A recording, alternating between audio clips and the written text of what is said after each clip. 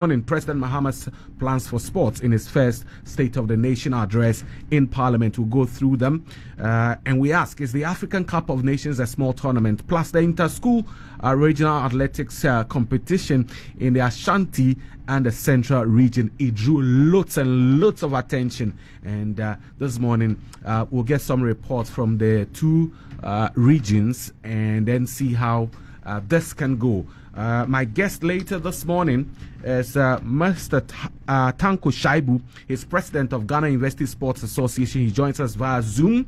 Yao Ampafonkra also joins us via Zoom this morning. In the studio with me is a football administrator and a former general manager of Nswatreman FC, Eric Alagidede. He joins us this morning. Of course, a sports analyst, Ekow Amoasi, is also in the studio with us. And like you heard earlier, Prof. Jesse Amponsa already seated. Good morning, gentlemen, and welcome to Team Talk here on Asaase. Good morning. Thank you for having us. I hope you're fine. Eric. Good morning.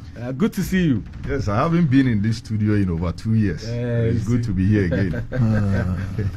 No, that's why we pulled him.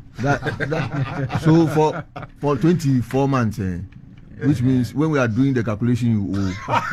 We can't finish. Hey, they owe plenty. He's lucky James is not here.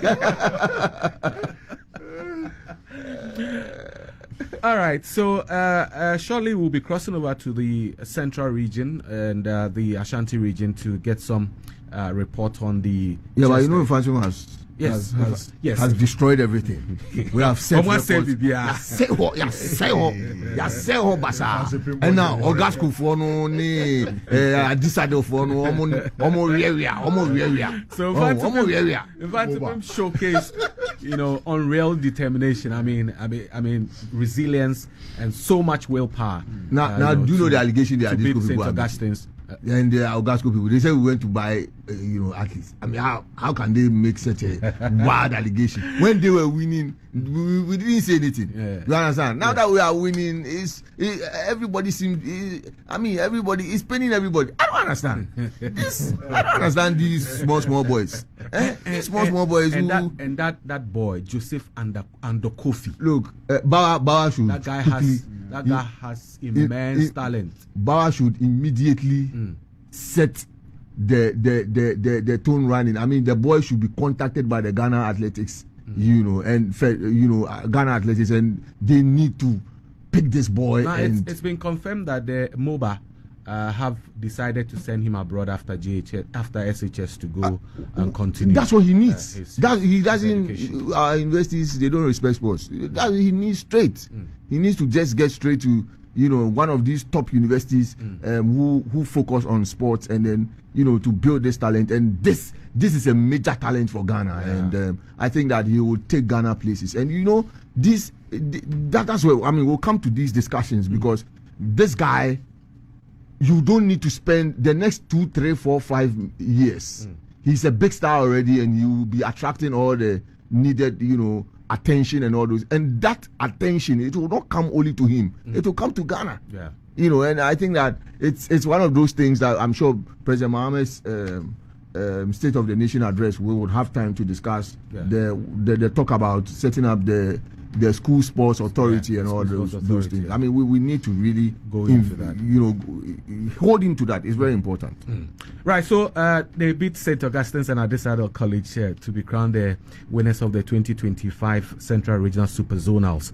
They had 116 points at the end of the 2-day meet, and Joseph Ando and Jonathan Nkrumah. Jonathan Nkrumah was declared the overall best male athlete. And he a Form 1 boy who broke records in the intercore and then the Super Zonals. Just Form 1, so you can just imagine Form 2, Form 3. And so the two schools, they should go to bed. I mean, they should go and sleep.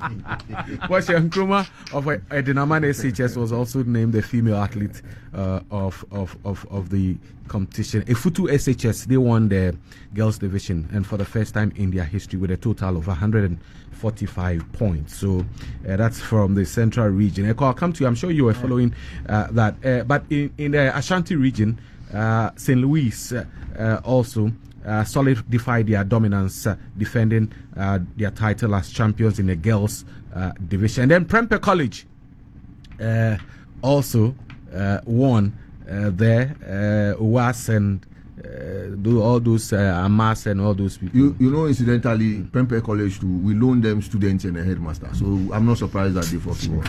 I mean that's that. Oh, but that's how their school started.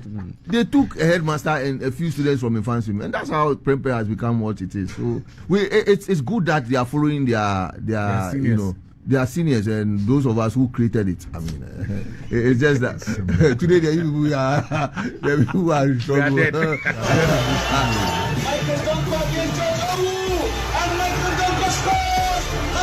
Champions of the Confederations Cup. Glorious Stars have lifted the trophy. I have roused the water alligator. I've murdered a rock, injured a stone, hospitalized a brick. I'm so mean I make medicine sick. A new world record for Usain Bolt. Lionel Messi! Oh my goodness! Lionel Messi!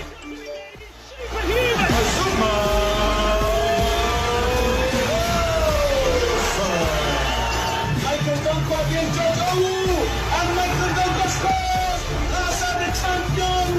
All right, Ekow. So the Super Zonals. I don't know how come this time he received the massive attention that it got. That's true. Are we gradually getting back to the days where intercolleges and Super Zonals were so huge? I mean, I believe so, because that is one thing that honestly caught my attention. Because I mean, I do recall my days at Asaase and when we used to go to these things. Yeah. I mean, go to Interco and all that. I think the euphoria was still there, but I think that it dropped at a point in time.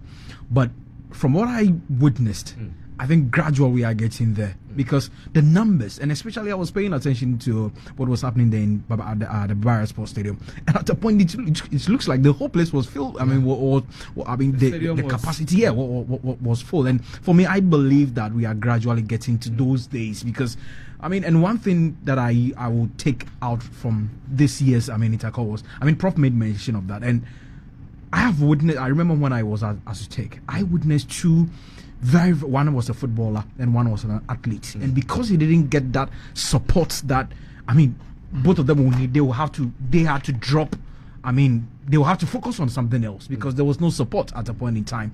And from what Prof said, it's about time that GGA will have to take this competition into consideration, that they will have to even get reps at the various regions where these competitions are being organized. But I think that, record, to go back to your original question, I think that we are gradually getting back to those days. You look at the students, everybody was involved everywhere. Look at what happened in Cape Coast, and I think that it's crazy. And for me, I believe that when we continue to trumpet how the whole euphoria went, I think that gradually people will be paying attention. And for me, what I witnessed in Cape Coast and Vickers Sports, and I believe that we are gradually getting to those days.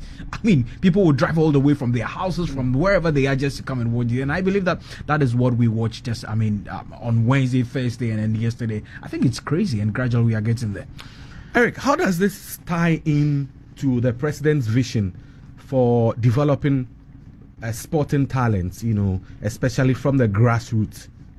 Very timely. If you ask me, very, very timely, considering the fact that the president is interested in getting back to the grassroots. And if you never participated in any of these interco activities as a student, then probably you wouldn't understand what we're talking about. Especially those of us who are privileged to have been around the mid-90s coming, you would understand what. When I was a student in Navrongo Secondary School between 1995 and 97, I went to meet one of my seniors, and he was in my house, in Agri House, and per the records that were available at Navrongo Secondary School, he entered as a Form 1 student. I went to meet him at Lower 6. Okay. And for 2 years, 100 meters, 200 meters, 4x100. He held the record in Upper East for 7 years running. 7. So from Form 1 to Upper 6 till he left, no one. All the schools in Upper East. Incidentally, I followed up in 1996 when Ghana were preparing for the Olympic Games in Atlanta. Yeah. Came down to Accra. He made it to the final 4 100-meter runners. Unfortunately, they needed only 3. Okay. That's how he lost out. No one really took interest in him. Today, he's a football coach. He's left what he knows how to do best. And he's gone into something else. He's gone into football. Probably, if he had someone to follow up and take interest in him, I'm sure he would have gotten to that level because he was so good. And these are things we need to encourage. If I have always said that, for me, we have only 3 strong areas. If we really want to look at our sports in general, our most competitive areas: boxing, athletics, and football. Any other thing tennis for me is secondary. Tennis, Any other thing for me is secondary. You are doing judo, you are doing karate do. I'm not belittling them, but when will you ever win a medal? When the likes of China, Japan, Korea already up there. Are up there. Sure. You are never going to get us a medal any day. But if we put the same strength into these competitive areas, it's proven over a period of time. We used to beat the Jamaicans in the 60s. Yeah. What happened? They realized that they have a strength in the sprint. And they took to it and made sure they developed it. They started challenging the Americans and dethroned them. Yeah. The Kenyans, the Ethiopians, the Eritreans, they know where their strength is. They know they do the long distance and the marathon. Took advantage. They developed it. And they are beating everybody in the world. It's proven over the years that we have a very strong advantage in boxing. Look at how many world champions a small country like Ghana has produced. But where are the boxing facilities? Nothing. None. So if we take, look, even those of us who saw Eric in cancer, we saw Aziz Zakari, Leo Miles Mills, and these guys running in the All Africa Games, Aziz Zakari making it back-to-back Olympic Games finals. Yeah. Where did we go wrong? Emmanuel Tufo Kora. Yeah. Where did we go wrong? So for me, I think if we really want to develop all our sports, football, athletics, the school sports, Tanko is the way to go. And I will be very glad if the president's promise is actually carried out, because if they set it up, have you been to the Ashanti Regional in Takodia football team? Yeah. You need to go there and see. Yeah. So I asked myself, I was there last year. The stadium was packed. Baba Yara. Sure. So I asked myself, why are Kotoko struggling to get the numbers? These are schools in the Ashanti region. Probably we are not paying. And it is well organized. Yeah. They organize it in such a way that, Charlie, when you are there, you need to give thumbs up to those guys who organize those events. And what we saw in Cape Coast and in Kumasi, I mean, if the media should also take a key role and be interested in what is happening out there, they can go to other regions, and I bet you will be surprised to see the caliber of talents we are going to have. There was a guy who emerged in Ashanti region. He's an athlete. He's a volleyball player. And he does something else. Unfortunately, one of his hands. So it's been the Paralympics people. Exactly. This is where people should be interested as soon as possible. Get him into the para sports. And then you are good to go. He's playing football. What amazed me is how he's playing volleyball with one of his hands. Let me get onto the phone lines now and speak to Stephen Zando, who monitored the two-day event in the Ashanti region, to bring us a wrap of how the Super Zonals went in the Ashanti region. Steve, good morning. Thank you so much for joining us here on Asaase.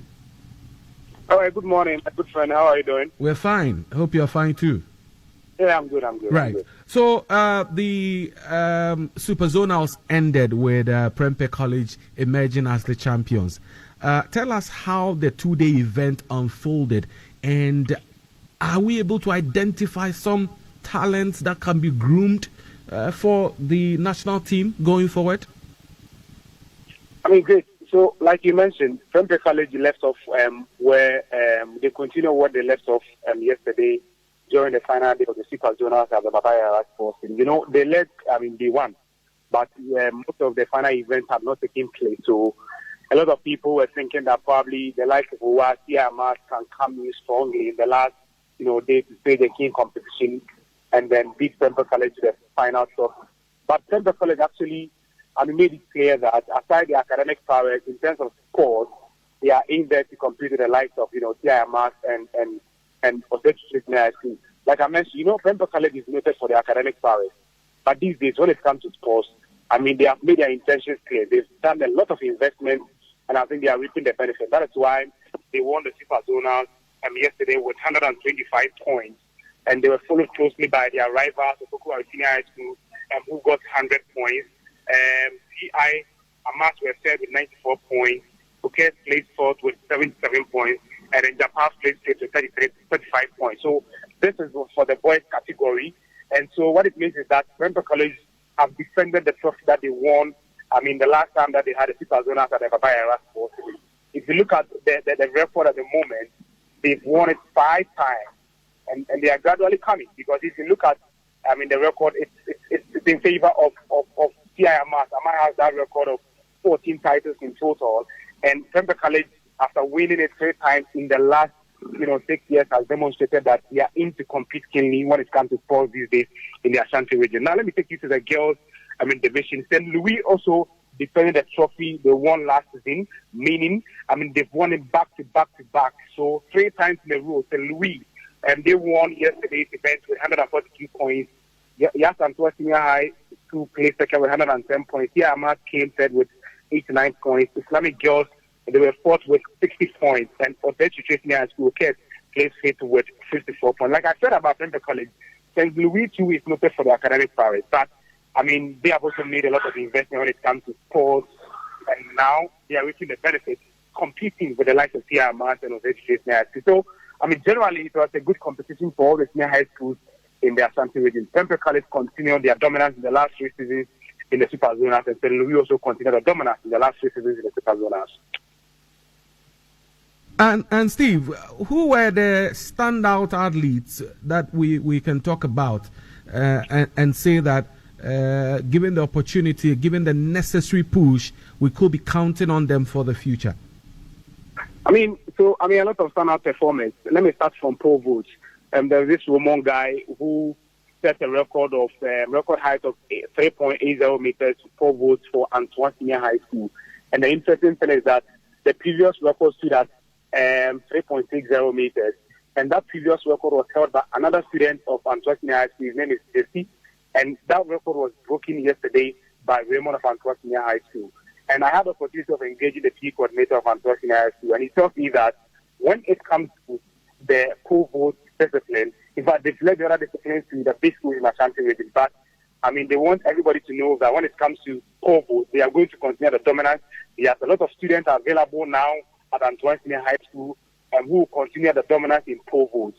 Now, there was this guy for Prempeh College who won the 100 meter and is a champion. And I tell you what, the guy is a good sprinter. He's a fantastic sprinter that I'm sure authorities should pay attention to. He won the 100 meters event yesterday.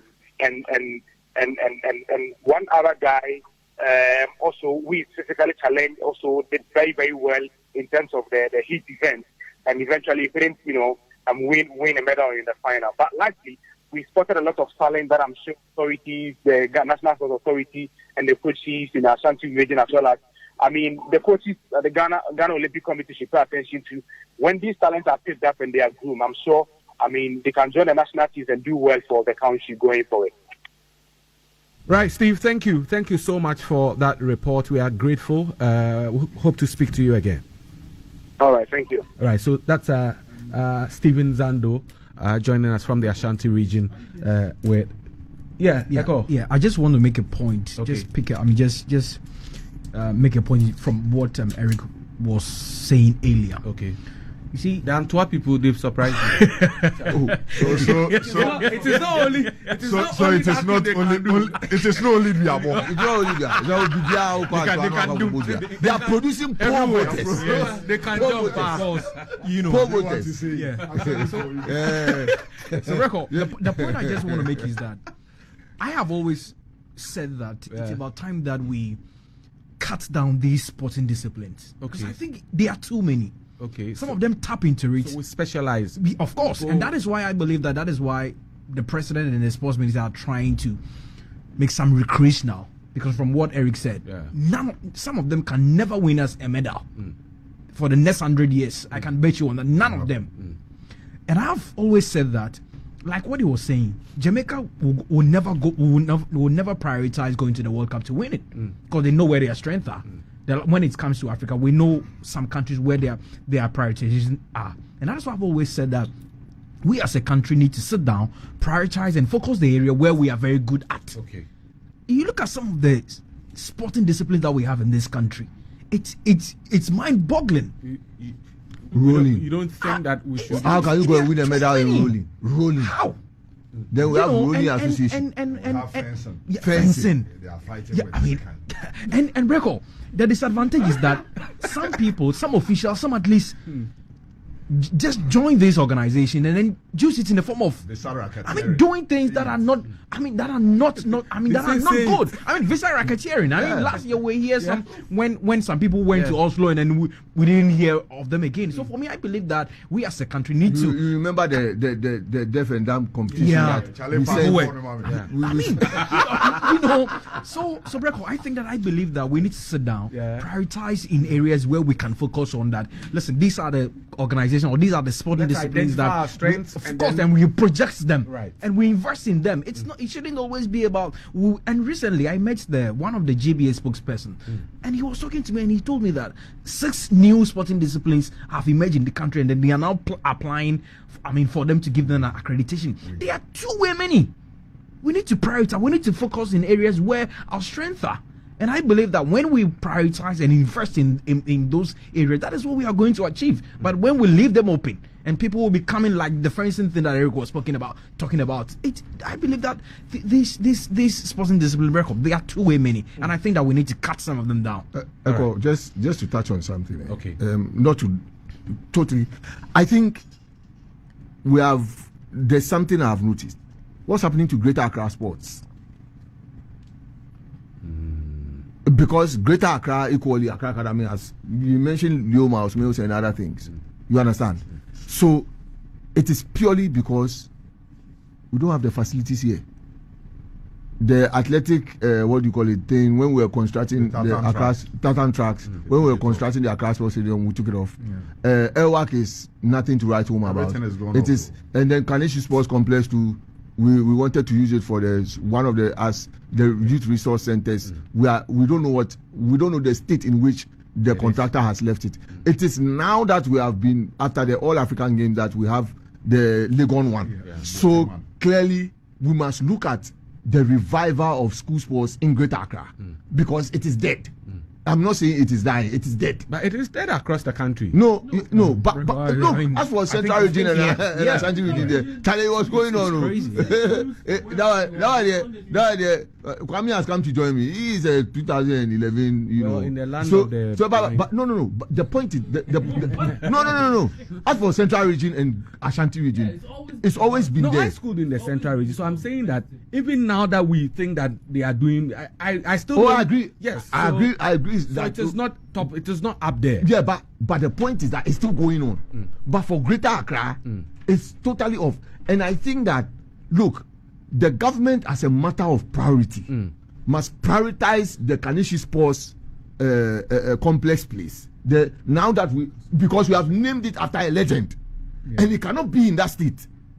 We must prioritize it and then make sure that the Kaneshi Sports, the Azuma Nelson Sports Complex Resource Center is completed as early as the government can. In terms of, so that the school sports can begin there for Greater Accra. It's very, very important that it is done. And then, of course, for me, I think this year, what has been added to the school sports is the media attention. Yeah. Because it wasn't there. Yeah. I know that Yao Fusulabi, who went to Ogasco, the time Ogasco was winning, then he'll go and do the report and then bring it to us. You know, but a very good friend of mine. But you know, the point is that gradually those lights were being, and I think that this year the spotlight from the media has really brought it up there, and everybody, everybody is discussing it today. I mean, I was somewhere on Tuesday, and it was the same discussion. Okay. So I think that is where we are, and I feel for Greater Accra, for the kinds of products that we have had, especially from Accra Academy, you know, I think that we must look at looking at how we can revive, and the other regions, all Ashanti region and then the central region we are talking about, it's because there's facilities there. I mean, if you go to Upper East, where would they have it? Is there a resource center? Have they finished?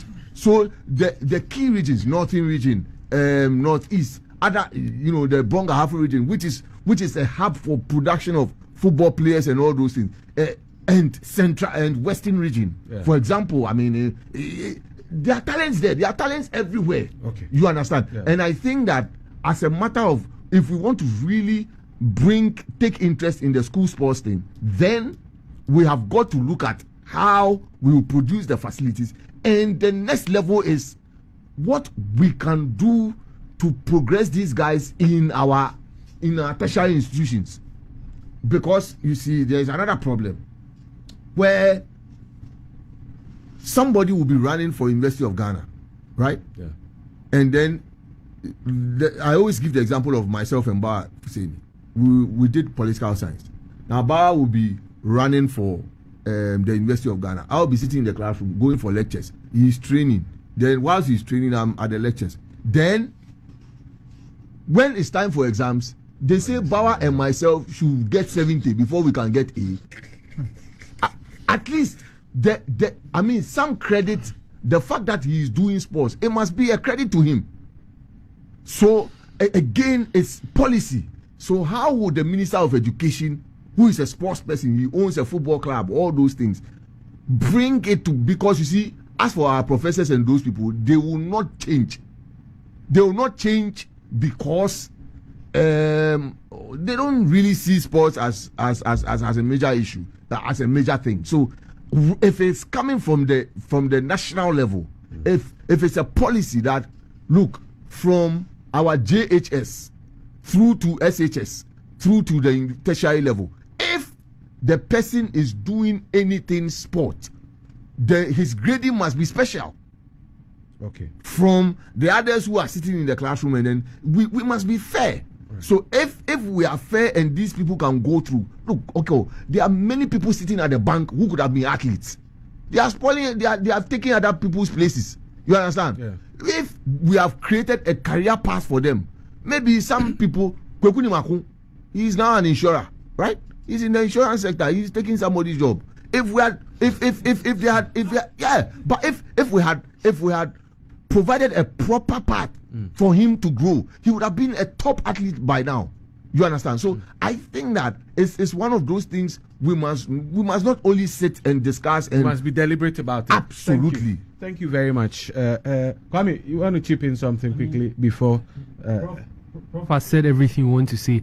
I would say that if you look at genetic pools, right, how is it that we've not emphasized the northern sector of Ghana? Because we know the gene pool there for sportsmen. If someone would throw a poll vote in the north, you can tell the difference. Historically, even we know that the Ashantis used to, breed there because of the height and weight, so that they could breed warriors. There needs to be much more media attention, but that will always be heralded by policy. This season, right, I got a buzz from the Superzonal because it was record breaking for some students in Infant Swim School. Yeah. Records which had been stood there for many, many years. They were breaking it, and now they are sweeping all the medals and awards. And that gets you into getting in focus to looking at how they run, how they beat. But these guys, right, even the time I was there, it was also some very good buzz. We won it. But, they're all in the corporate sector now. They are corporate sector people. I mean, talent, pure talent. Who used to compete? They used to compete with people in Kumasi, where the the runners, the 4x100, the relays, all of them. Where are they now? There's nothing to write home about for them. I was having a chat with my friend who's one of our best high jumpers, right? He was one of our best high jumpers, and he told me that historically his parents were also athletes. Okay. So he always knew he had the athlete part. But for him now, I mean, he's now a construction mogul now. He's into construction now. But his vision is that his children will also, he will invest in them so they go full time in sports, because he mentioned that one of his regrets was that he knew he could have gone far. But in trying to go to the Inter-African Games in the tertiary level, they were always impeded. There was no facility to support after senior high, when he was trying to get into these sports where he could have been pushed, or he could have been pushed by the basis of the height he used to jump. He could not get in. And now, years along the line, he's going to school, going to study construction. Now he's a construction genius. But everyone knew that this one could have been a very great sportsman. Right, and one thing we should know is that not everybody can be a lawyer. Not everybody definitely can be and so we must be deliberate about them. Even look at scholarships abroad, right? If you go to a D1 school, you are kept in the school if you keep your performance up in the sports and have an average performance so and so in the classroom. But your D1 scholarship is not because of your academics; it's because of your sporting. So they understand it. The people who run these understand what sports and education should be like. It's not. Listen, there are some people, you listen to entrepreneurs nowadays. Someone say he was dyslexic. His teacher could never understand him. If he's saying B, the teacher is saying, what are you saying? He didn't understand the conditioning, right? But eventually, he was able to get some special training to be able to become a top-class entrepreneur now. That's the same with sports. Some people will never do well in the classroom. That's just a fact. They will struggle in the classroom. But if you put them in the field of their metal, you see that they will definitely come out shining, right? So this needs to be in focus instead of, I mean, you are ashamed for not doing well, as if all your talent is like true and poor from a book. Like Prof said, you're ashamed for not doing well. We should get to the point where if you're an athlete in school, you are not expected. Yes, credited to you. Let me give you an example, a very quick example. We had, because I studied mechanical engineering at Asaase, then we had this lady in our class, Vic. It was the only lady in our midst, and she was also a footballer. But when it gets to end of, term examination, the boys, we come together and we help her. We took it upon ourselves, and we had to even talk to our HOD on her behalf, because like he's saying, Vic was not that good, but on the pitch was very good. Yeah, she was competing for Asaase. And so when we are writing exams, those who sit close to her. So this should be a policy. This should be a policy. I don't know, sometimes in school. And you know the comments people make, like, oh, we were born. We were born. I mean, we were born. Talent. But the parents will tell you, because they won't done for coffee. Comparisons, and then destroying. Yes. One of the things we are refusing to understand is why are the American universities rushing for our athletes, giving them good scholarships on the base scholarships on those bases. You think it's because they are brilliant? No. And the university in America, the University of Ghana, and you are comparing it to a university in Ghana here. Not to cut you. The University of Ghana now has a policy. They give 2 as a 3 scholarship for sports. Then the rest you have to come by your own distance. It's rubbish. Totally rubbish. How? I mean, Ekow, look. When we don't deliberately create some of these policies, like we are saying, if you take the 16 regions in Ghana, and you go through in Tanko, both football and athletics, and you finish, and you pick the creme de la creme from these 16 regions, bring them to a place like Winneba. Put Winneba in a good where we have left it to put Astro Turf there. Put the tartan tracks there. Put these facilities there. And keep them for like a year. I bet you when we go to the All African Games, go to Olympic medals and bring them home. Yeah.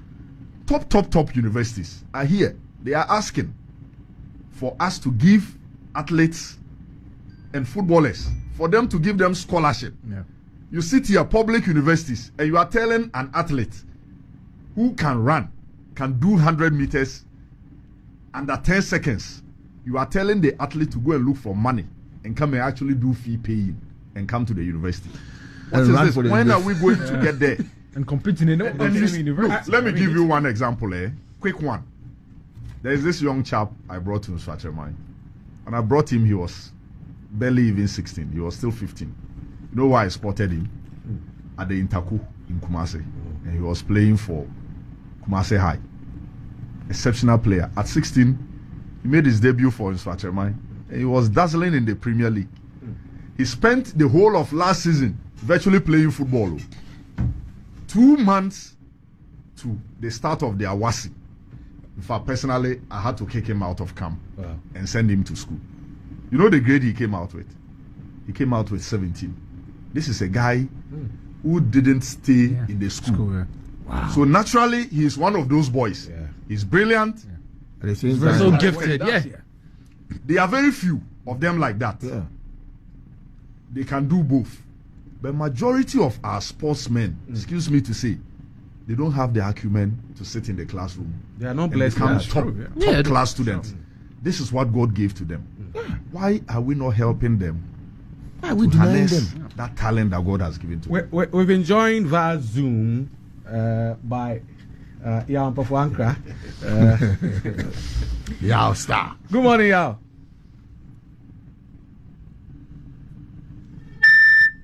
Good morning, Yao. Hi, can you hear me? Yeah. Oh, I've mute. Yeah, we can hear you. Thank you. Thank you Can for you hear me still? yeah. Thank you for joining us this morning. Thank you. Yes. Right. I'm happy to be joining you guys this morning. I've been listening. Very enthralling conversations. Sure.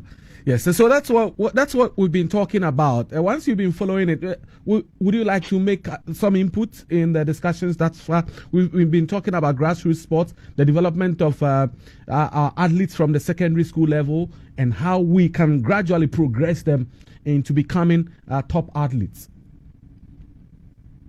Yeah. Thanks. I mean, Ekow, I think the conversation we've had these conversations. When we started in this industry, and our seniors were talking about this academic excellence, sporting prowess going together, or as they call it, brawn with brain or brains with brawn. But for some reason, the conversation has been just that, a conversation, and we've tried here and there. It's not been really structured across board. Occasionally we get, the odd fantastic athlete who comes from school. They're groomed. They may get a scholarship. They go far, but it's not really a deliberate effort. It's not something that we've paid particular attention to, which is ironic, because I think if you look at Ghana, if you look at Africa as a whole, you see that most countries have so much talent, raw talent in the villages, in towns and cities. It's just unbelievable. It's actually a crime that we've not been able to tap into it. Yes, the North Africans have done better than us in the west of Africa. South Africa, they've done very well. I've been to South Africa a few times and had the opportunity to engage with a lot of them, and you would find that they take the school sports or even grassroots at a very early age very seriously. If they see the talent is there, they start making provisions to guide these young talents in their academic pursuits, so that they are not thrown away because of, it's almost as if you either go to school and do well, or you don't do well and you pursue sports in excellence. But there is a way to combine the two, and we've seen that across other countries. And if you look at the NBA, for example, you look at the draft system, you look at the NFL, a lot of countries have replicated that, where the best athletes are taken from the colleges, from schools, institutions, and some as early as the age of 8, 9, 10, when they spot that talent, especially in football. I can give you so many examples in England. where they see a talent as young as 7, 8, 9, and then they begin to process that, look, this young Mbappe will be a world-class player. This young Edu can be a world-class player. How do we help him in the pursuit of his academic excellence, and at the same time guide him to be a brilliant sports an athlete? And we need to pay particular attention to that. I think the SONA presented President Mahama with that opportunity. Obviously, he couldn't go in too deep. It did say that there will be a school sports authority, and I think this is something that should be a groundbreaker. We should be able to look at how we will not just do the talk, but put in place structures and mechanisms, and support it financially, infrastructure, the right people teaching these kids, guiding them in their pursuits. And this is where the conversation has gotten to. It's now about the implementation and getting the right people involved.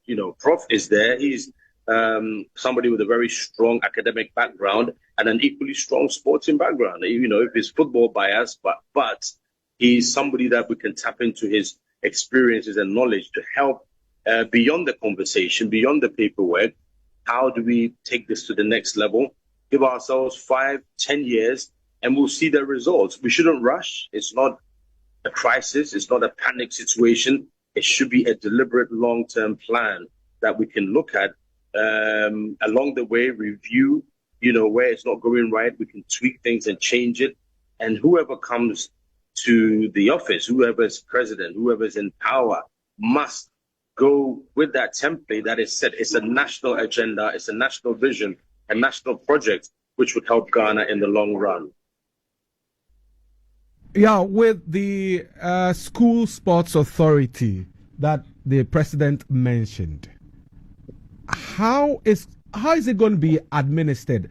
And then we talk about the sports policy as well.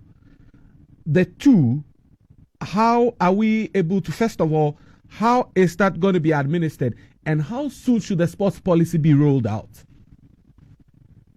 The sports policy is something that we've been talking about for God knows how long. It's if I'm not mistaken, we came to meet this conversation.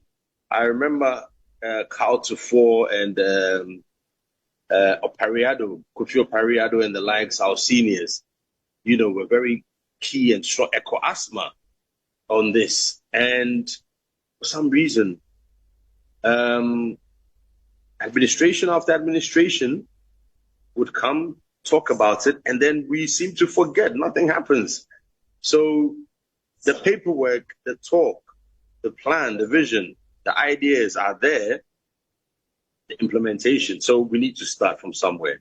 So we have National Sports Authority. You have National Sports, Education Authority or Sports Education. How is that going to fit into the existing structure? So you've got the Ministry of Youth and Sports there, you've got recreation, you've got education. It's not as if it's going to be a troublesome, creation that's going to be so difficult. No, how do we tap into the existing structures so that we can implement this? I think that's the key for me. If we have people with the know-how in education, in sports, in recreation, in all of these sectors, let's bring them together. Let's have the stakeholders meeting. I'm sure it's been done behind closed doors. It's not something that just came out of the blue. Let's get the right people to start putting this into place. And then we're talking. Beyond the talk, obviously, the policy has to be also addressed in a manner that is, it's about action now. It's not about what is written, what is the template, but how do we practicalize and make it work? And I think already we have semblances of this already in the system. It's just about tweaking it, making it structured, making it organized, and giving it the support it needs with dedicated people with the experience to be able to do that. Right. Still with the President's State of the Nation address, the GFA has sought to clarify the statement made by the President with regards to Ghana's failure to qualify for the AFCON and call for greater transparency in managing the Black Stars finances. The GFA says it does not handle financial matters concerning the Black Stars. And so probably the message from the president was misdirected. Do you think that for some, they think that the GFA is being targeted? Do you feel same? And was it important or necessary for the FA to have even come out with this sort of clarification? Okay. The GFA has been targeted. If it has, which it hasn't, I think there's nothing wrong with that. I think this is my personal opinion. I'm speaking as a sports journalist and as a sports administrator. We need to be answerable and we need to be transparent. We need to be, I'm looking for the other word, but we cannot operate in a vacuum and not be credible when we seek support from states. If I need 1 million Ghana cedis from states, from the Ministry of Youth and Sports, National Sports Authority for beach soccer, I cannot then say that, well, thank you for the money, but whatever I do with it is my business. Without going into the statement, I think I've got snippets of it. We support the president's call for the ministry to deal transparently with the public regarding these matters, and will willingly support the Ministry of Sports and Recreation.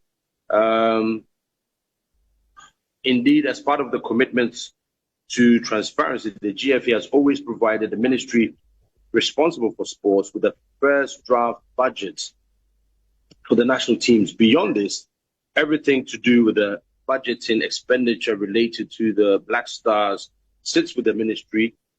For emphasis, payments made in relation to the Black Stars are exclusively handled by the ministry. Okay, so first of all, I think the GFA has a credibility issue. We all know that. They may deny it, but any reasonable Ghanaian will know that there's a big credibility issue here. For the fact that the president has even mentioned this as such an august gathering, for the big, legislatures and Ghana, gathered to listen to such an important address, should tell you that there is a problem. So admit it. I think the statement in itself is unnecessary.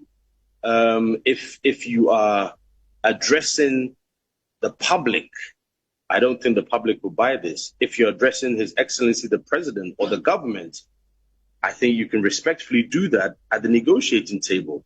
When you meet the minister, you can bring this to his attention that, Mr. Minister, I think perhaps we presume that you briefed the president regarding this and maybe you've got it wrong. So going forward, let's clarify this. But bringing it in the public domain is exactly what the FA wants, so that you and I have this discussion and we talk about it. But I think the timing is wrong. And if indeed the FA feels the president got it wrong, which I don't think he did, there are better ways to deal with it. And in any case, we've had instances, you and I have been witnesses to this in the past. AFCON budgets, question mark. How much was taken? How much was brought back? How much was spent? World Cup, back and forth. So what the president is basically saying is that accountability, that is all he's saying. Let's put the grammar and the English aside. We need accountability. Every Ghanaian would be happy to hear this. The media will be is happy to hear this. The GFA should be happy to hear this. And if indeed you disagree or think the president has gone wrong, as I said, and let me repeat, this is a time where you need to work hand in hand with the new government, with the new minister. There's a World Cup qualifier in less than a month. Let's see the president through the minister and put our case forward. Let's move forward. Now we're having a conversation about the president got it wrong. He's been misinformed. It wasn't wise. I don't think it was a wise thing to do. And communication-wise, the GFA has a very serious problem. There's no credible voice at the FA. Most of the time, it's Mr. Odro Safo, who I think has lost a lot of credibility because of his utterances. We don't need to go back to what he said about Stephen Appiah.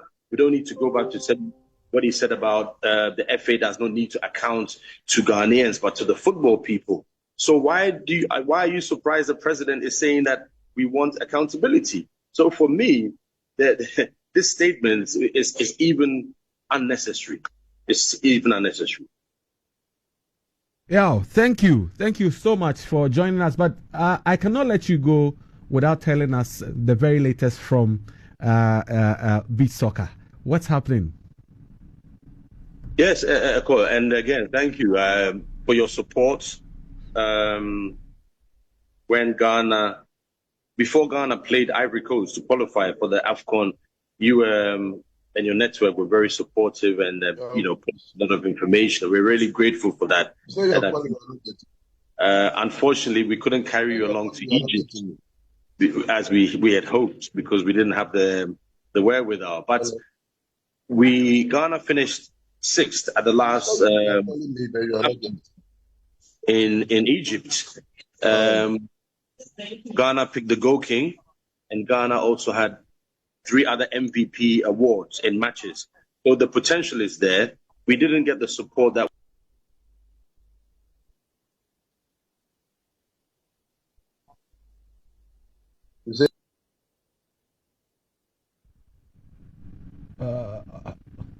Hello. We seem to have lost the hour. So hopefully we'll be able to qualify for the next AFCON and push for World Cup qualification. Right. Yeah. Thank you so much. We'll speak again comprehensively on that and other matters when you are free to join us in the studio. Always a pleasure talking to you. All right. So that's Ampofo joining us there via Zoom. So he sets the conversation for what's that? The Sona. Yes, we'll go into the Sona. But Eric, do you think did it sound to you that the GFA is a target in resetting the sports in the country? And if they are a target, what's wrong with that? I'm going to be very, very careful over here because one, I'm a member of the Football Association. But anyone who knows me, you know, I don't mince words. I mean, when I have to say it, I say it as it is. You may not like it, but that is what it is. But if someone says the Football Association is a target on what basis and what for exactly? See, the average Ghanaian out there, if you go out there and you speak to 10 people who follow our sports, okay, they are going to tell you that for the failure of the Black Stars to qualify for the last AFCON and the abysmal performance of the team in the last 2 AFCONs, the average football fan out there, they don't care about the league, they don't care about anything. It's all about the Black Stars. Hold it right there. One more time, I'm going over to the Zoom. We'll revisit this conversation. But I've been joined on the line by Mr. Tanko Shaibu. He is President, Ghana University Sports Association, GUSA. He's joined us via Zoom and would want to have this conversation with him still on developing grassroots sports and, the introduction of the School Sports Authority and all of that. Mr. Shaibu Tanko, good morning. Thank you for joining us. It's afternoon now. Thank you for joining us.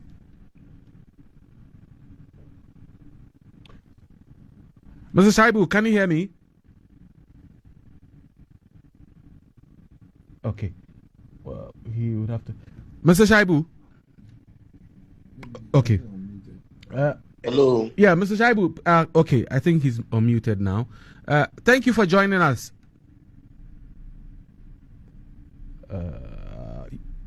Thank you so much too for having me. Right. Let's do this real quick. First of all, tell us your reaction to the president's promise of establishing a school sports authority.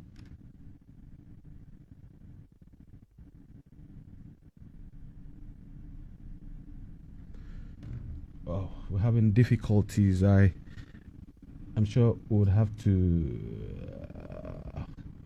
hold this a little bit and get back to our conversation. Once we are able to establish a stable network, then we can continue. So, Eric, let's get back to what we're talking about. As I was saying, for me, I don't think the FA is targeted.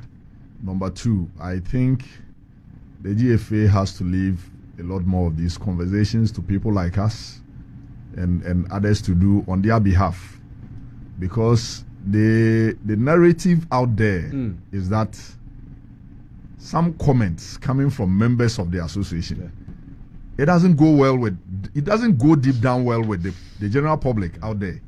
And so anytime it looks like George Jeffrey goes on radio to go and speak his mind, the next day there's someone coming out from the FA to rebut whatever he has said.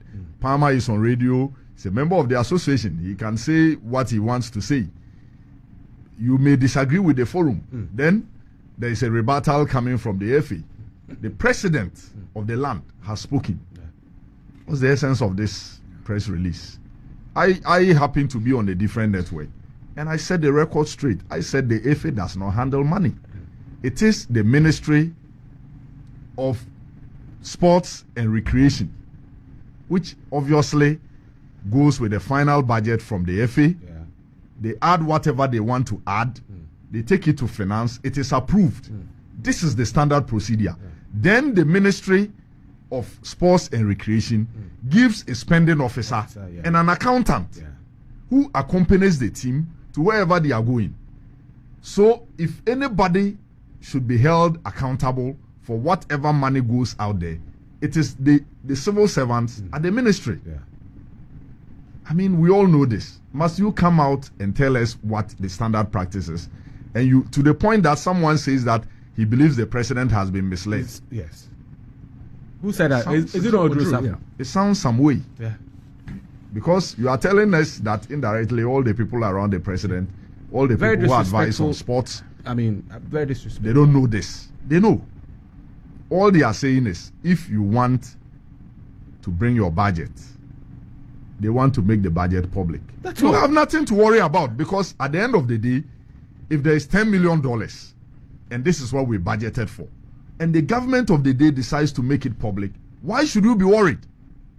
Let's listen to exactly what the president said. Next month, the senior national team, the Black Stars, which is now a pale shadow of its former glory, will play 2 World Cup qualifying matches. I've instructed my office and the Minister for Sports and Recreation to hold the Ghana Football Association accountable to the people of Ghana as we prepare for these games, especially regarding the budget of the FA. There will be no secrecy in how much the government spends on the national teams. The budgets presented by the FA and other sports associations must be known by the public. After all, it is the taxpayers' funds that are used to fund these activities. The reduction in government expenditure and waste reduction applies to all sectors of the economy, including the Ministry of Sports and Recreation. So, Ekow, nothing. The president said nothing wrong over here. It is not only the GFU. This thing didn't warrant a response from the FA. He said all other sporting federations. Yes. So why is the FA reacting? Even if you listen to the president, he didn't even say how much the FA spends. He said how much the government spends. Exactly. So why? I mean, the FA has to. Well, listen, the FA. Let me give a bit of education here. The FA has 2 different budgets. There's a running budget that comes from FIFA for the activities of the federation. I'm not sure that is what the president was talking about. He said the taxpayers' money. Yeah. So government is saying we want to spend $10 million. We are making it public. Why is the FA worried? At the end of the day, it is the Recreation and Sports Ministry who are the spending agents. Yeah. So if they go and spend the 10 million and they come back and tell us that we exited the group stage of the AFCON or the World Cup, meanwhile, we budgeted for 10 million for the entire tournament, and we exited from the group stage. So they are supposed to come and account to Ghanaians, not you, the GFA. Yeah. So why are you irritated? I don't get it. So, guys, I think that our people need to tone down. They need to understand that we are not in normal times. The times that we find ourselves in. And I have said somewhere, if we don't qualify for the 2026 World Cup, it will be disastrous. I'm telling you, it will. Look, what will happen in this country? Don't be surprised. Somebody sees the World Cup as their final ticket to get to Canada and America. So the World Cup is a national project. Not Mexico. Oh, even even Brazil people went and didn't come back. You are talking about Mexico. They will go. People see the World Cup as something that is life and death. It should be a national project from where we all sit, from the FA, from the ministry, from government, from the ordinary fan on the street, from journalists, and from every single stakeholder. All hands must be on deck for us to make sure that we qualify for the 2026 World Cup. But if you want all hands on deck, you need to refrain from making statements of this nature. It doesn't help, because in a month's time, we have a World Cup qualifier, a double header for that matter, and we are playing Chad. We hear people told us, oh, as for Niger and the rest, we hear Niger came to beat us. We need all hands on deck to be able to make sure that we qualify for the 2026 World Cup. And so we need to tone down on some of these interactions and allow people who have the knowledge about how the system operates. People will speak for you. I will not get on radio and sit down and ignorantly say that the FA is the one who spends the money that comes. We all know, all of us in this studio, we know the ministry comes with an accountant and a spending officer. I don't see why you should get irritated, because at the end of the day, you are not the one who is coming to account. If the president says that, whose idea was it to respond? Whose idea was it? I think that over the years, the first person I heard talking about this was Nana Odro. He was. I think the FA should also find a way to tell my senior brother and a school member to tone down on responding to a lot of the issues, because he sits rather on the GFA Executive Council, and anytime he speaks, it doesn't seem to go well with a lot of people. Look, Ekow, my problem is this, and not to cut you, Eric. See, the Ghana Football Association, this present Ghana Football Association, they have 4 people on communication. There's Henry Asantichum, who is communications director. There's Neil Armstrong Motagwe, who is in charge of public relations PR strategy. He has my good friend Patrick Akoto and then Sheikh Tofik as their deputies. Senior communication managers. That's their role. Senior communication managers. So I am saying that these 4 people. Why? Is it Odo Safu? And you see, this is where you expect that the General Secretary, who is the Chief Executive Officer of the Ghana Football Association, the ESCO is like the board. The one who is running the day-to-day affairs of the Ghana Football Association is Prosper Aresinado. So the guidelines must be clearly. Do you know the board members of Ghana Commercial Bank? Or board members don't talk. Board members don't talk. They formulate policy and the management implements the policy. The structure must be respected. Why is it that Odo Safu, who is a board member of the Ghana Football Association, is the one talking?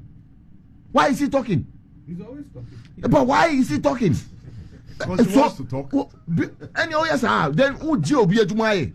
understand? Because people are being paid. People are being paid to strategize PR. So this matter, clearly it should have been either if the executive, if the FA were that concerned, the executive council should have held an emergency meeting, discussed the matter, and then now briefed their PR people to say, Charlie, we want you guys to go out there and then educate Ghanaians, or then your PR people who are experts will say, look, it's not necessary for us to respond to because it's the president who spoke.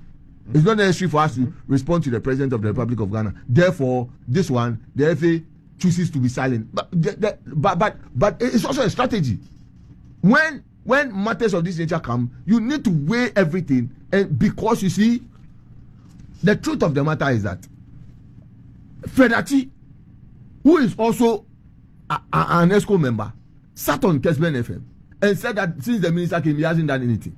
It's not the matter. I don't even understand these The things. minister has been talking, hopping. But you know. So the point is that This is a very arrogant stance. the Wasn't point. strategic. Yeah, sure. Prof, he wasn't wrong. strategic because he contested on the ticket Of of the MPP. New Patriotic Party as a parliamentary candidate. He didn't win. So lost. you did not win. The moment you make such a statement, It is viewed as you've drawn a line between NDC And and NPP, NPP. and I was shocked. And you see these things. Then Odosafu goes out there, then he's talking, and he's also connected to the MPP. So you see, the point is that the moment these things come, then they say, hey, watch out. Hey, hold on. What's this thing going on? What's going on? And it is these same people that you will go to and take money for Black Stars activities. If the FA, I have said it, and during Mr. Jantiti's time, I said this, that if the FA thinks that they don't want anything to do with government with the Black Stars, then the World Cup qualifier, when you qualify for the World Cup, how much do you get? $8 million. Yeah, $8 million. That's the last 4 years thing. $8 million. Okay, how much will it cost us to play our qualifiers? Go to a bank, take your loan plus interest, and then don't send anybody to government, and then invite your player. Pay for those things, and let's see. Go to your World Cup. When you go, you qualify for World Cup. You and us. Have you seen any journalists talking about the money that comes from FIFA?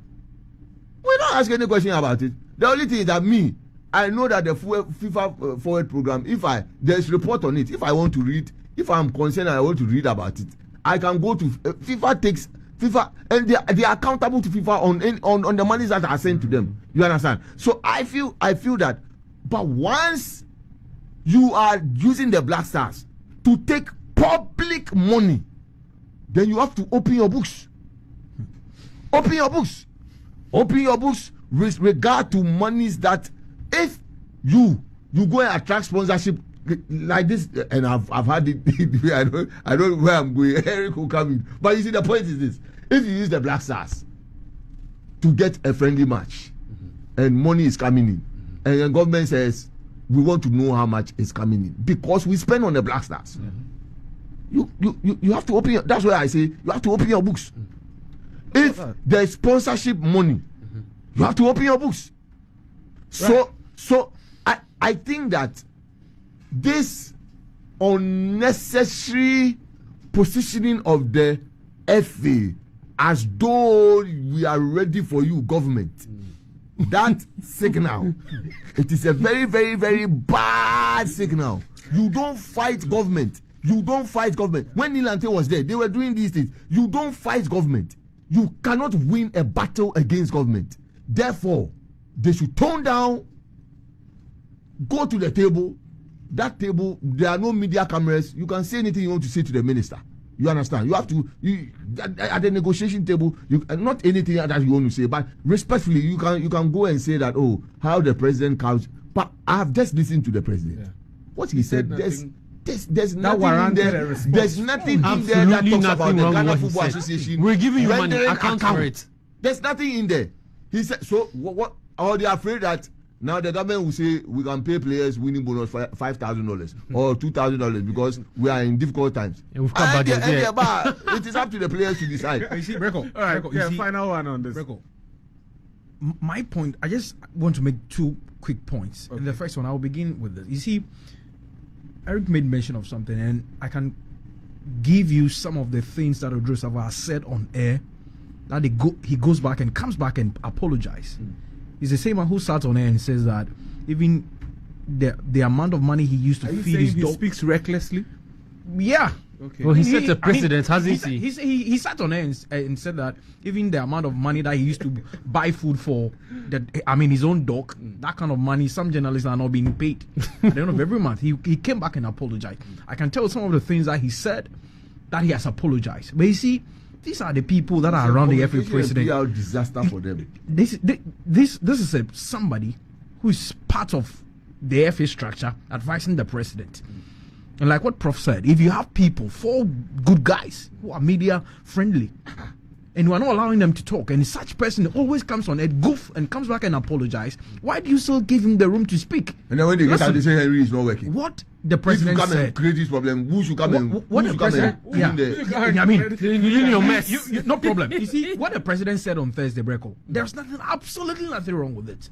You see, I believe. I mean, where we sit now, the Black Stars have participated in 2 AFCON competitions that have been so poor, so low. Now you need to cut the support of the fans back.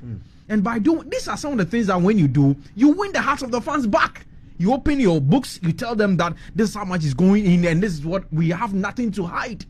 But if you, aside all these, Poros and then, Herano's performances, and he still sees nothing wrong, then, I don't know. So for me, I believe that the FA need to tone down. There's no need. That statement was just so reckless. It's unnecessary. You don't need to do that. You need to just stay cool. Even go back to this. The minister, sit with him on the table and then talk about these things. But for Joseph to say that the president was misled, that's totally shocking. It's not done anywhere. And for me, I believe that going forward, Joseph need to calm down. They should ban him from talking. That's all. Because ban him from talking. Honestly, Ekow, I think he really needs to be careful from where we are coming from. We are not in good times. We are really struggling. So he needs to tone down. Everyone knows there's budget cuts across all the ministries and agencies. It's an open statement, right? This state of the nation is to support. They didn't say they are cutting. No. They said we are just let's going be to fair, make it let's public. be fair. I have not seen publicly, without the, what's it called, being privy to whatever budgets. When has the GFA suffered from the government's hands when they've called for a budget and government will say, oh, I won't give you money? When has government ever taken that stance? For the Black Stars, I won't give you money. Anyway. I've never heard it before, because in emergency funds, you're getting it. Anything you call on emergency, you're getting it. You bring a budget, it's not brought out to be scrutinized. It's only after the fact. And even after that, you don't hear the government taking hard stances, gripping your necks and saying that, no, we won't do this anymore. But if they are saying that the money I give you now, I feel like it's good for the public to see it. That I gave you 10 million, I give you 20 million. Let them all take a look at it. These things breed confidence. Yeah, these things breed confidence. The way to go, These things breed confidence. Brego, you see, just a very quick point. I just want to make this point. You see, that is the way to go, whether you like it or not. Because you see, prior to the World Cup in Qatar, we asked for budget. This is not the first time, because some of the budgets, they are just criminal. It's mind-boggling. You see, when we're going to the World Cup, the then sports minister, Mustafa Yusuf, together with the FA, they secured a sponsorship deal. Now, at the FA, when they were unveiling that sponsorship deal, the sports minister was supposed to be there. The sports minister got there, the unveiling has been done. The sports minister inquired how much went into that, and the FA didn't tell him. And he got angry. You are using, a state asset to make money. The minister asks you how much is going into it, and then you sit aloof and you don't want to account. And the minister himself, and of course, some of the things I like here on Team Talk on Asaase 99.5. We'll go for a quick break. When we return, we have 2 more issues to deal with before we wrap up here on the show. Keep those messages coming through. We'll read them. You can also join us on Facebook at Asaase 99.5. Stay on. Artsy. Artistic, relevant, thought-provoking showbiz discussion just for you. Only on Asaase Radio. Don't miss out. Artsy on Asaase Radio nationwide every Saturday from 1 p.m. with Diego and Keely. Get interactive. #Artsy. #Asaase Entertainment. Artsy. Arts. Culture. Entertainment. Party people! Step back in time and immerse yourself in the nostalgic tunes of yesteryear. It's 2 hours of ultimate collection of mega hits and bangers.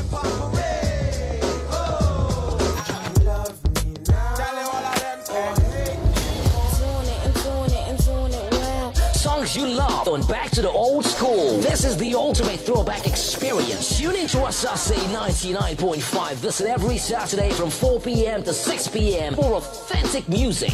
Let's go back to the old school on Asaase, your premium music experience station. Asaase, the voice of our land.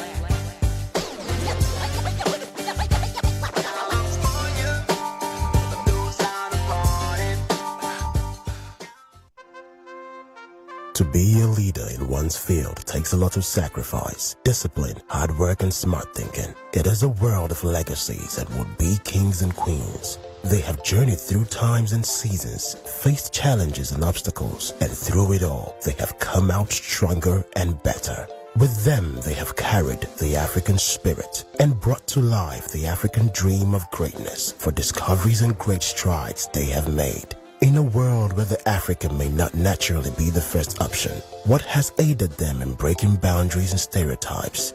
4 exciting moments of enlightenment with great African leaders. Join us on Sunday night.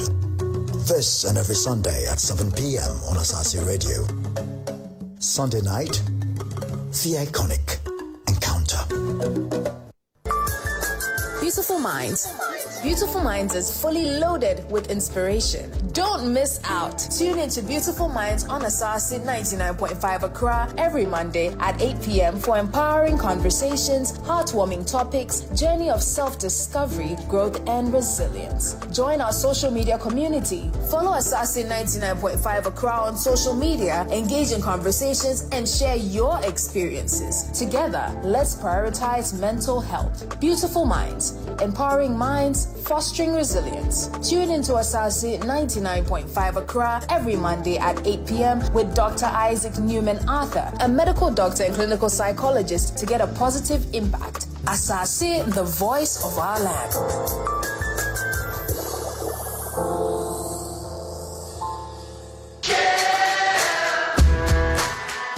Hi there, I'm Steve Vickers in Zimbabwe, and for a compelling wrap of African football, what's happening around the continent and what African players are doing overseas, listen in to Planet Sport Football Africa in Ghana on Asaase Radio 99.5 FM and nationwide, Fridays at 6:30 p.m.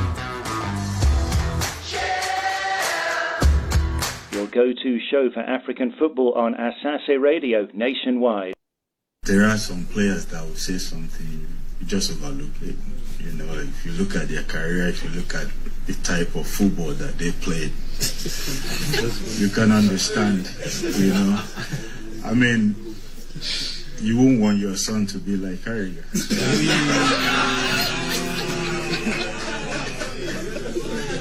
So you can never appreciate African football or the talents that come from Africa.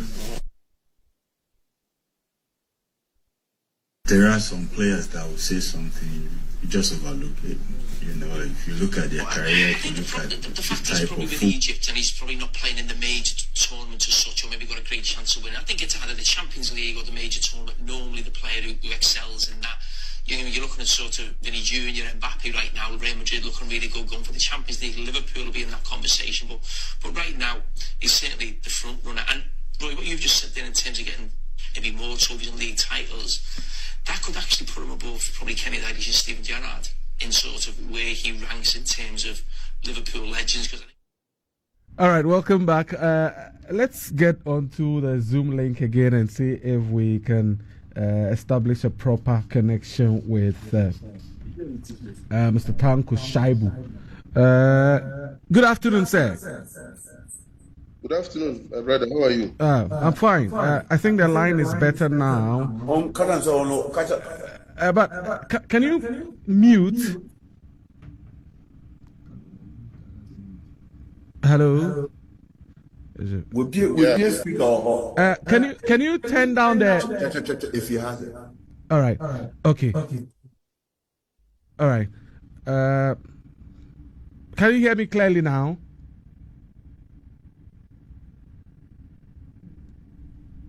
I can hear you. Right. Tell me your reaction to the establishment of School Sports Authority as announced by the President during the State of the Nation address last Thursday.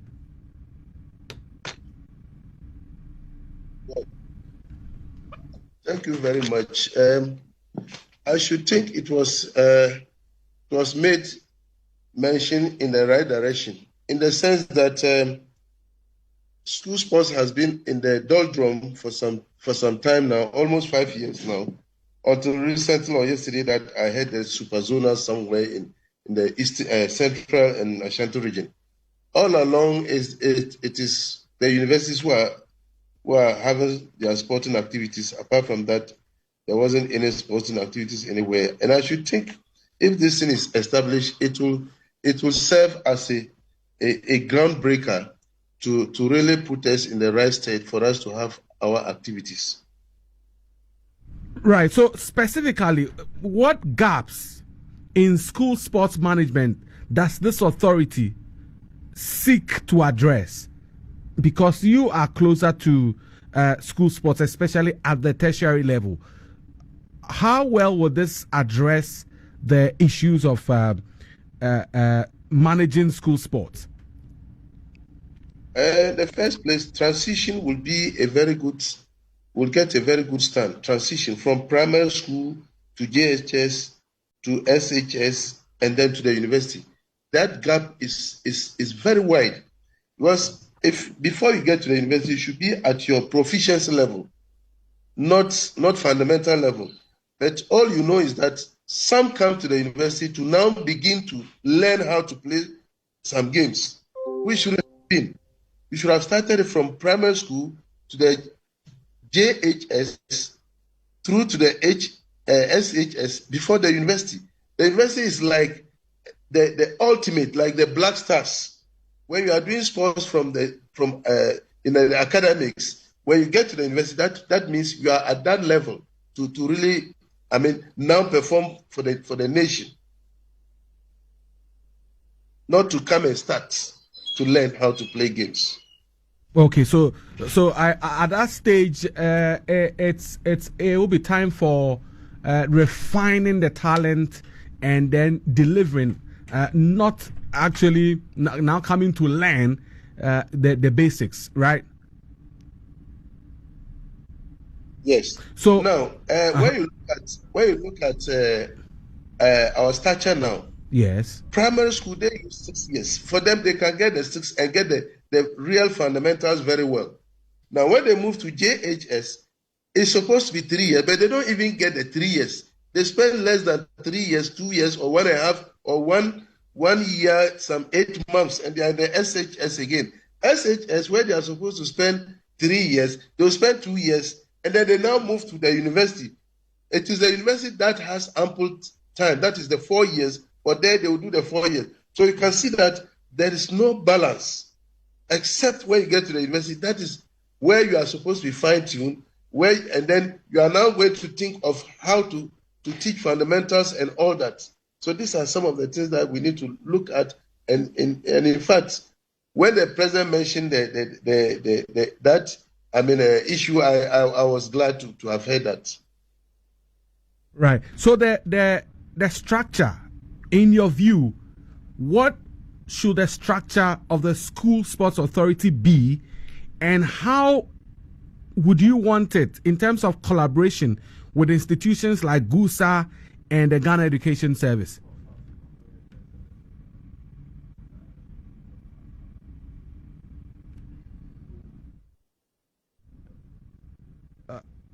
Mr. Tanko Shaibu, can you hear me? Wow. Yeah, in all establishment, you have the hierarchy. So the hierarchy should be established first, and then the next thing is funding. Well, if there is fund for it,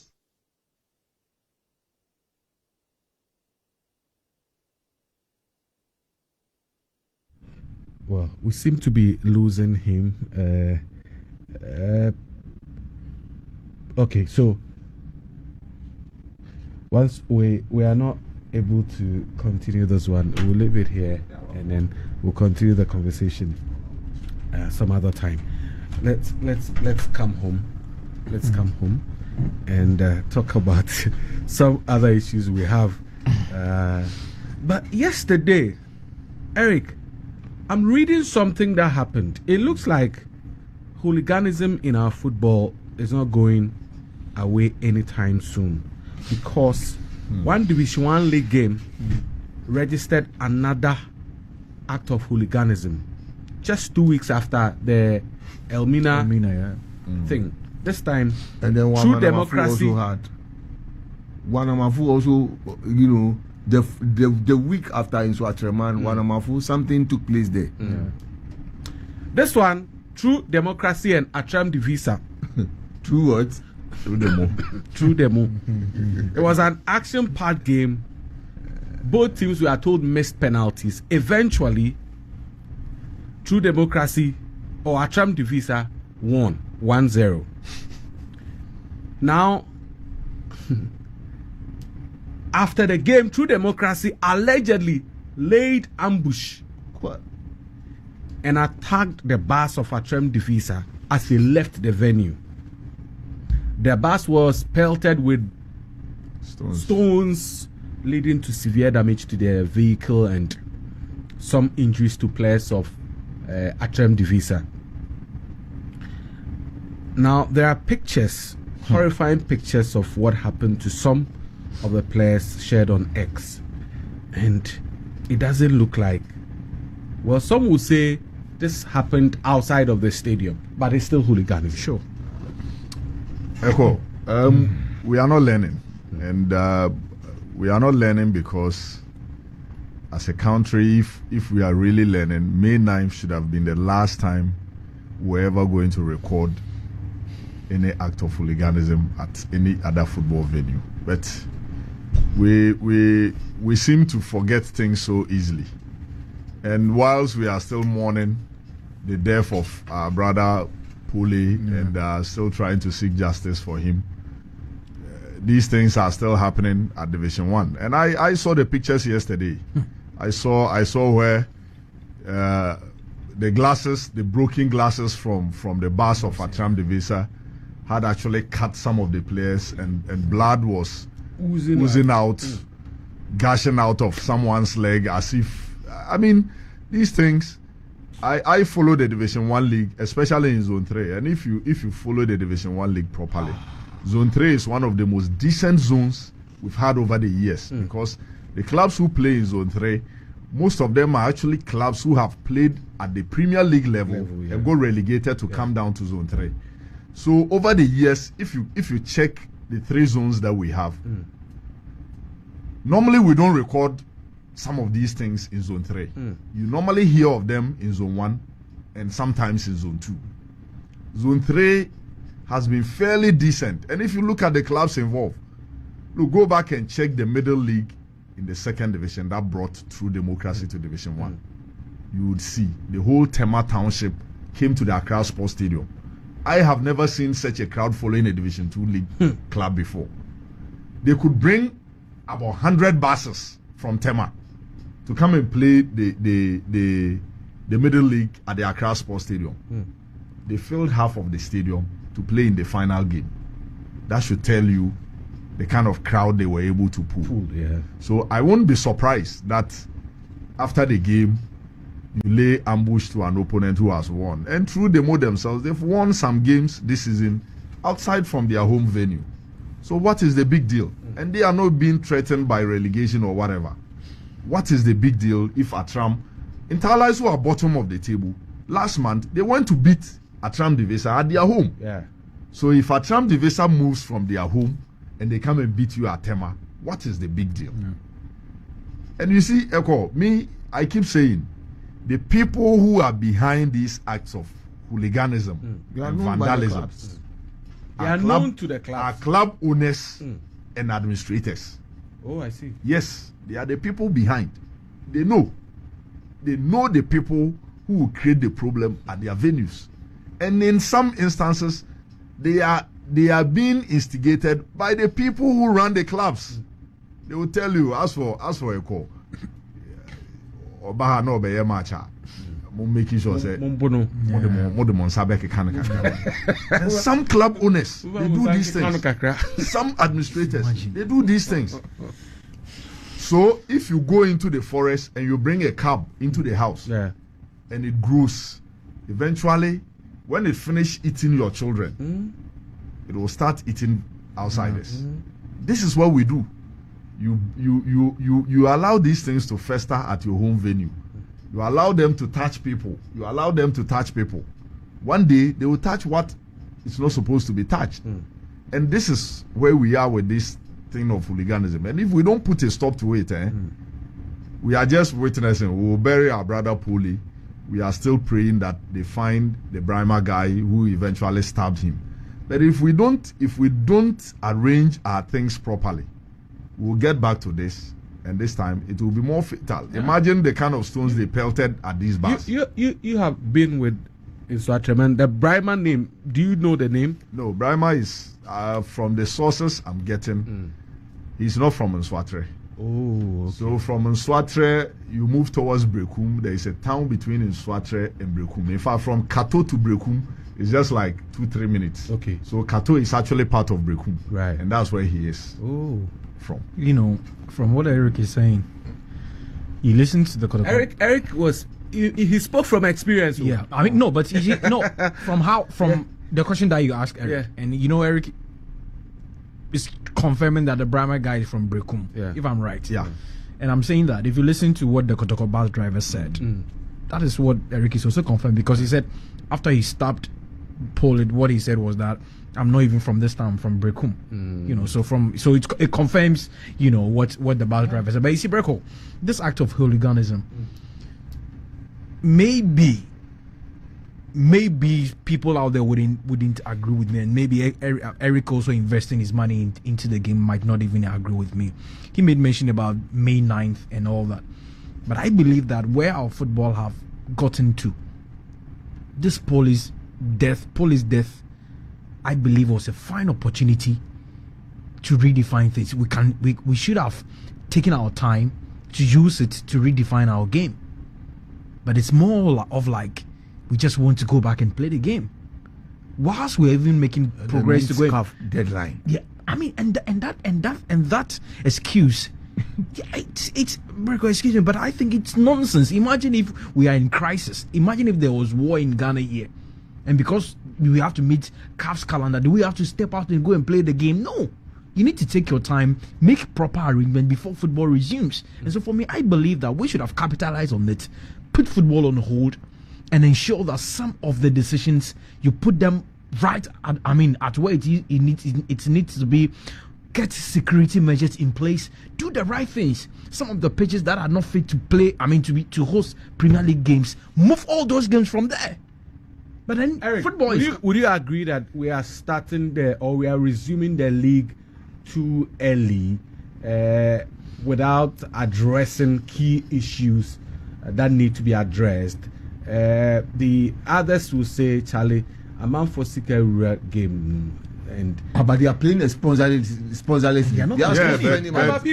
People have invested. You see, Prof, but beyond the sponsorless league, like I'm telling you, I have had an opportunity to administer 2 Premier League clubs, and it's not a joke. Look, everyone here and everyone listening to the sound of my voice, you need to start respecting people who put their money in football. I'm telling you, that one there. At Xtra, you know how much we're paying our salaries? We're paying between 150 and 160,000 Ghana cedis every other month. This is purely salaries of players and technical team, as well as management. Wow. 160. If you do 160,000 times 10, check how much that is. This does not include much expenditure, where the team has to travel from, let's say, Xtra to Sogakope. You are doing no less than 30,000. You put all this together, no single Premier League club runs on less than between 1.5 to 2 million Ghana cedis in a season. So if you are all saying that, okay, our brother's unfortunate demise, which I believe shouldn't have happened, has happened. We are looking for Brahma and whoever is behind it. And people say we should put football on hold, freeze it, and try to get things right. Are we ever going to get it right? This is my question. Okay, so listen, can I answer your question? From my experience in football, I'm saying that I've heard people call for autonomous league. I've heard people make all manner of things. A lot of people who are calling for the autonomous league don't even know what is in the autonomous league. Fortunately, from my days at Karela, I have been part of the people who did the draft for the Autonomous League. Okay. I've been part from the onset. And whatever goes into the Autonomous League, it is still the same people who are, look, if fans come to the stadium and we don't educate our fans not to get involved in some of these things, we'll be running an Autonomous League and these things will be prevalent. So I'm saying that our brother's unfortunate demise has already happened. If Nswatraman is doing about 160,000 Ghana cedis a month, can you guess how much Togwe Afede is paying? Or Kotoko. Or Asante Kotoko, or Midiama, or Adriana. Can you guess how much these guys are paying every other month? So let's say we've truncated the season because of Pole's death. Let's get things right. So who pays for all the players who are going to be home? Because don't forget, these are players who have running contracts. Yeah. These are coaches who are having running contracts. So who is going to pay? Because you can't tell me the season has been truncated, so you won't pay. I have a running contract. This is legal, and you will not survive it anywhere. Don't forget, under normalization, then I was with Karela. Contracts were running. Even though the season was truncated because of normalization, if it was locked, no league was being played, but we're paying players. So at a point in time, club owners had to come together, agree with players to cut down on salaries.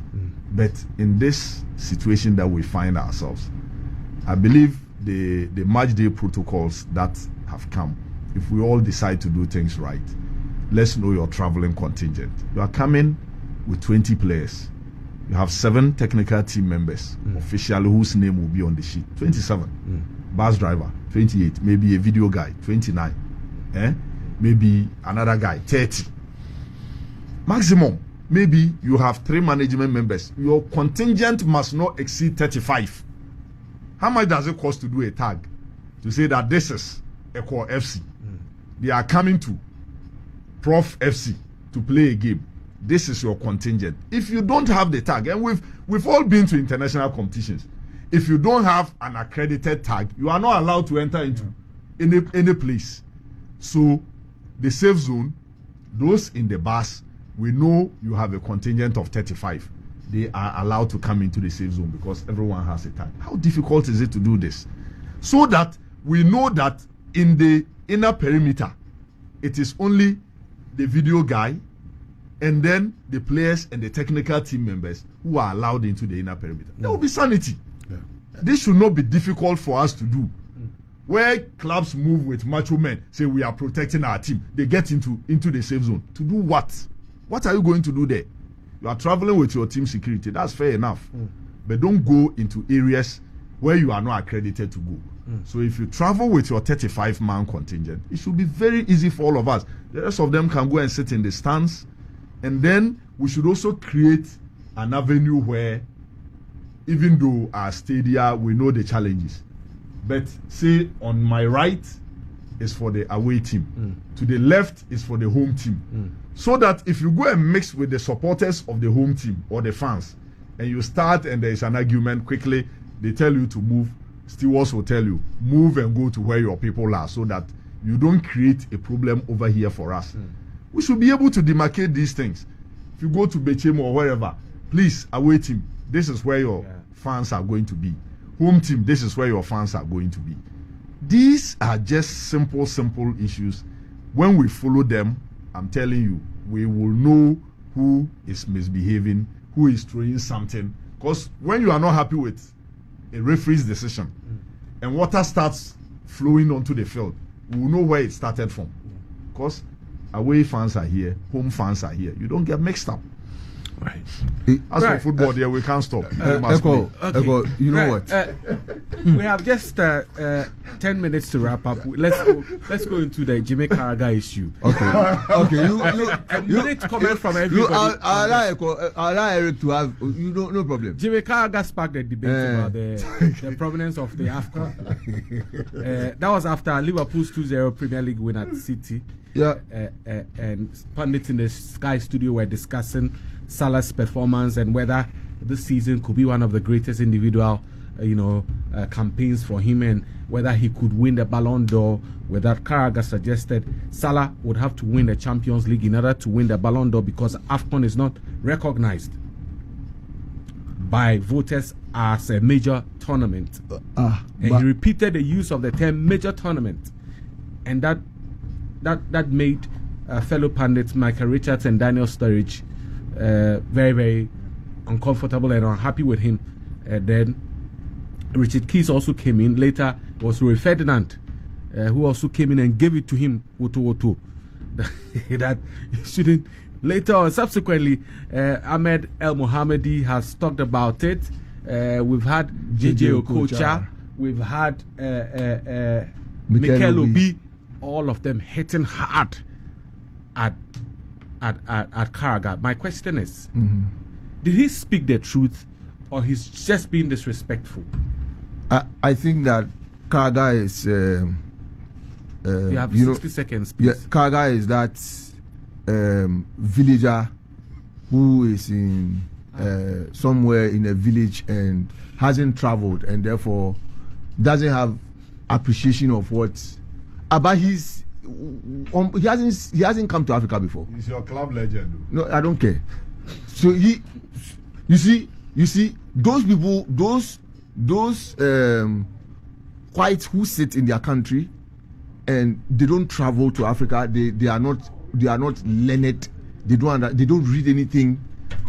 And they think that Africa is one country. That's Karaga. That's him. So you see, it will get to a point where, I mean, if Karaga is doing all these things because of Steve G, that's all. He's just. I mean, when he's talking about Salah in the context of the Premier League, he says he's one of the best. But when it comes to Liverpool, he says, he's second to Steve G. But the kinds of things that Salah is doing, I don't think Steven Gerrard himself will want to even compare. So, look, for me, the disrespect, and for that matter, he branching into talking about the AFCON is really, really, really unfortunate. Now, I like what JJ Okocha said. He said that I mean, there's no growing up. I mean, any up and coming defender, not even Gerald Kwanzaa, will say he wants to be Karaga. Van Dijk, them are there. You understand? Look, for me, I think it's unfortunate that a player who, one, didn't do anything with England, two, hasn't won the Premier League. Yeah, he's won the Champions League. But Champions League, the crowd, it's a screw on the back. Yeah, I mean, so for me, really, I think Africa, we must just ignore that man when he talks, because if you follow him carefully, he hasn't said anything good about Salah. We should not really give. He seemed to have a problem with Mohamed Salah, especially. It is, and I'm telling you, it is because he's doing that to protect his friend Steven Gerrard. That's all. But they are retired, so I don't even understand. All right. The point. I mean, I don't know what impression Karaga is trying to make, right?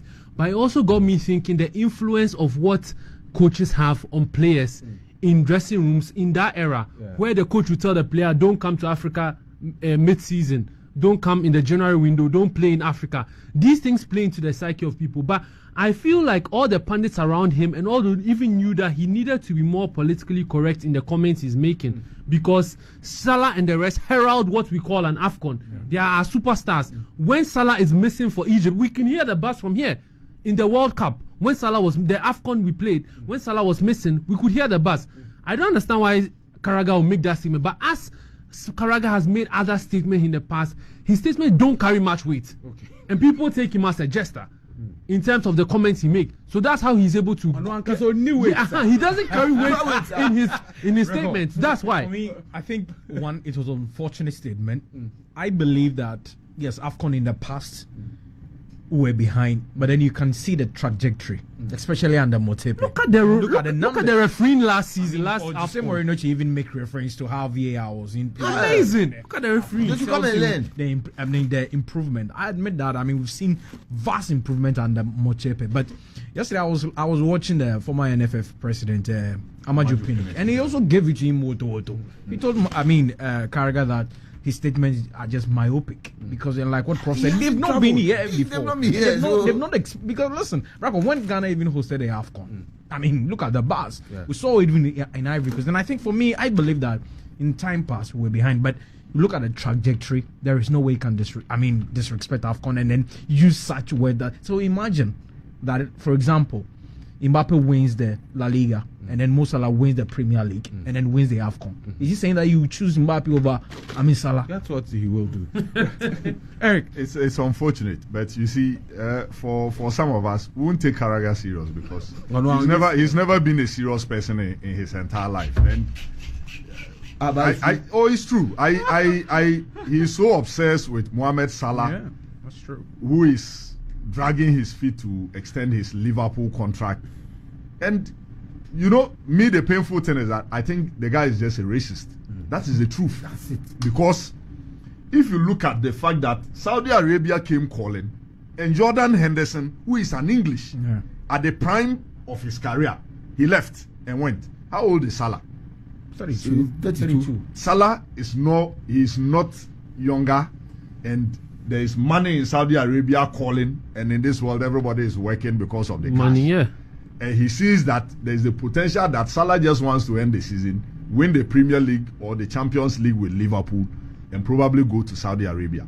This is the whole obsession that Carragher is having with Salah.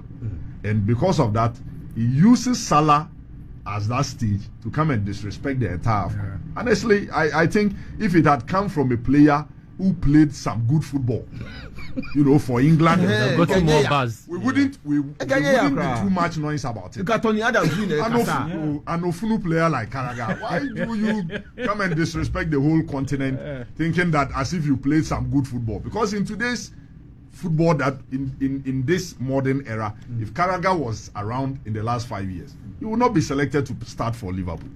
Crystal Palace are leading Millwall by 2-0 in the FA Cup. Preston North End are leading Burnley by 1-0. Later today, there's Bournemouth Wolves, Manchester City against Plymouth Argyle, and then tomorrow there's Newcastle, Brighton, and Hove Albion, and then Manchester United, Fulham. Monday there's Nottingham Forest and then Ipswich Town. So those are the FA Cup fixtures. But last night, Asensio got 2 goals for Aston Villa in that game, and it was a good one against Cardiff. Yes, against Cardiff, 2-0. Together with Marcus Rashford, they are doing some magic for Aston Villa. All right, we would have to wrap up now because time is up. The newsman is standing behind me. And we need to be wrapping up at the show this morning. But before I do that, okay, so I want to say thank you to Samuel Ekow Amoasi for coming.